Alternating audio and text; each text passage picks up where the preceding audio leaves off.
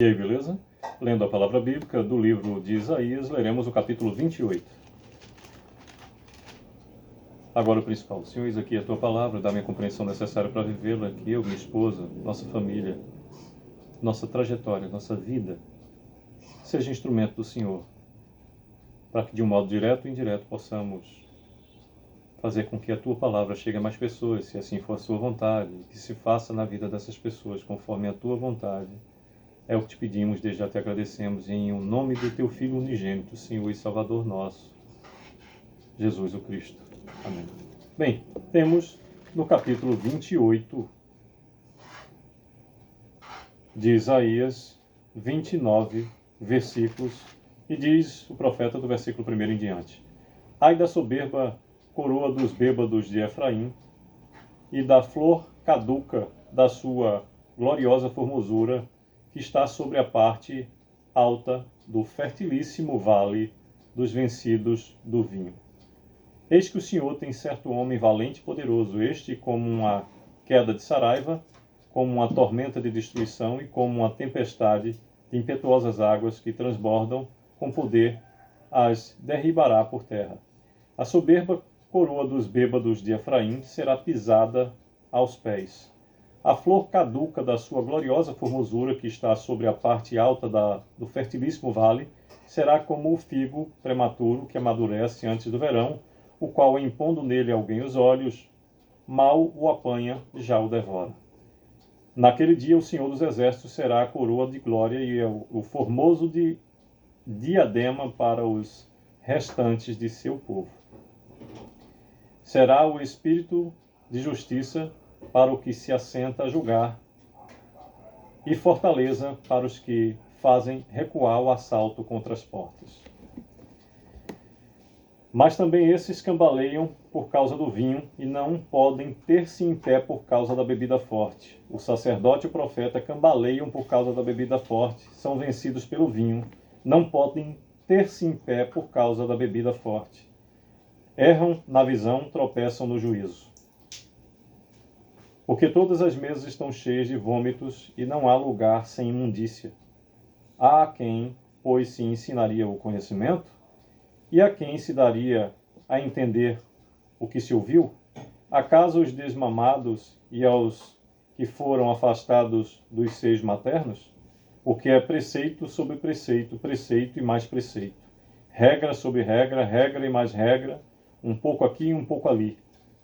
Pelo que por lábios gaguejantes e por língua estranha falará o Senhor a esse povo, ao qual ele disse: Esse é o descanso, dai descanso ao cansado, e este é o refrigério, mas não quiseram ouvir. Assim, pois, a palavra do Senhor lhes será preceito sobre preceito, preceito e mais preceito, regra sobre regra, regra e mais regra, um pouco aqui, um pouco ali, para que vão e caiam para trás, e se quebrantem, e se enlacem, e sejam presos. Ouve, pois, a palavra do Senhor, homens escarnecedores, que dominais este povo que está em Jerusalém. Porquanto dizeis: fizemos aliança com a morte e com o além, fizemos acordo.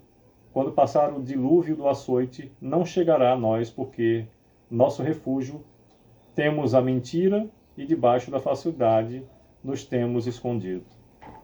Portanto, assim diz o Senhor Deus: eis que eu assentei em Sião uma pedra, pedra já provada, pedra preciosa, angular, solidamente assentada. Aquele que crê não foge. Farei do juízo a régua e da justiça o prumo, a saraiva varrerá o refúgio da mentira, e as águas arrastarão o esconderijo. A vossa aliança com a morte será anulada, e o vosso acordo com o além não subsistirá, e quando o dilúvio do açoite passar, sereis esmagados por ele. Todas as vezes que passar, vos arrebatará, porque passará manhã após manhã, e todos os dias e todas as noites será puro terror o só ouvir tal notícia. 20º versículo do capítulo 28 nos diz: porque a cama será tão curta que ninguém se poderá estender nela, e o cobertor tão estreito que ninguém se poderá cobrir com ele. Porque o Senhor se levantará como no monte Perazim e se irará como no vale de Gibeão para realizar a sua obra estranha e para executar o seu ato inaudito. Agora, pois, não mais escarneçais, para que os vossos grilhões não se façam mais fortes, porque já do Senhor, o Senhor dos Exércitos, ouve falar de uma destruição, e essa está determinada sobre toda a terra. Inclinai os ouvidos e ouve a minha voz, atendei bem e ouvi o meu discurso.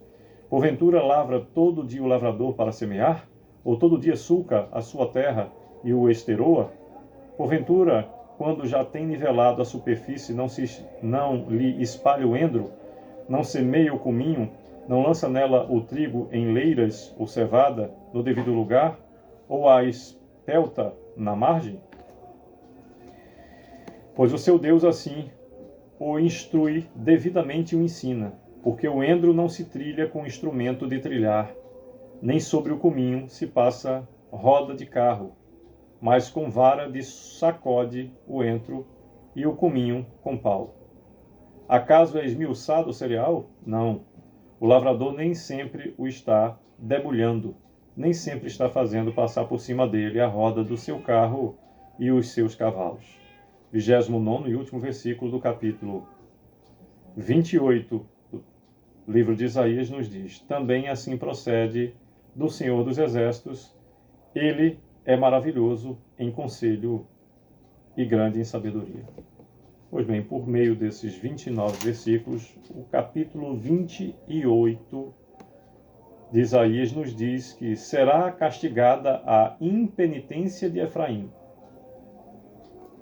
Nos diz do versículo 1 ao 6º. Do 7º ao 22º, nos fala contra os habitantes de Jerusalém. E do versículo 23 ao 29, Deus é grande em sabedoria. Pois bem, como nos diz a parte B do último versículo do capítulo 28, também falando sobre o Senhor dos Exércitos, nos diz: ele é maravilhoso em conselho e grande em sabedoria. Façamos como nos recomenda o versículo 23. Inclinai os ouvidos e ouve a minha voz. Atendei bem e ouvi o meu discurso. Que possamos estar sempre com os ouvidos abertos à palavra do Senhor. Que possamos viver felizes, gratos. Em tudo dai graças, diz o Senhor. Que possamos resplandecer. Aqueles que conhecem, bebem da fonte da palavra do Senhor. Independente de como estejamos felizes por reconhecer que a cruz na qual padeceu o nosso Senhor por nós não é suficiente, não foi suficiente para prendê-lo. O Senhor ali padeceu por nós, mas está sentado, ressurreto, desceu à mansão dos mortos, mas ressuscitou e ao terceiro dia, a boa ventura do Senhor, o seu sacrifício santo, pagou todos os pecados da humanidade, dando acesso àqueles que o reconhecem em espírito e em verdade como único e suficiente Salvador, nos elevando à condição de salvos em Cristo, porque o nosso Jesus não está morto, nem está pendurado numa cruz. Ele ressuscitou o terceiro dia e depois de certo tempo foi aos céus e está sentado à direita de Deus Pai. Jesus, o Cristo, vivo, Filho unigênito de seu Pai. Deus Pai Todo-Poderoso, Criador do céu e da terra, o nosso Pai eterno. É lá que reina o Senhor e Salvador, o Filho unigênito do Senhor. Sucesso, que Deus continue a nos abençoar.